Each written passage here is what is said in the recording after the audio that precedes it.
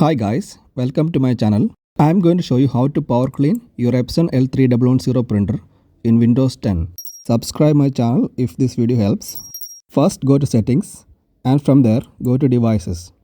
From the left side, printers and scanners. You can see your printer there. If your printer is off, turn it on. Click on the printer and select manage. From there, you can either select printer properties and then preferences, then maintenance. You can find power cleaning there. Or you can select printing preferences, then maintenance, then power cleaning. Click on it.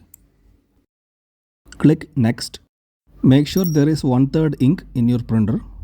An interval of 12 hours needed between each power clean. Select both options and click next. Then click start. The power cleaning will initiate. It will take around 10 minutes and your printer will make a lot of noises. It is completely normal, nothing to worry about. Only use power clean if normal cleaning does not work. You can find the video for normal cleaning in my channel. The power cleaning will use lot more ink than normal cleaning.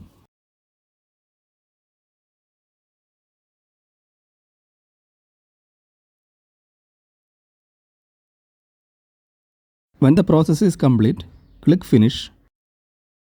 And you can print a nozzle check pattern from here to check whether the problem is solved or not.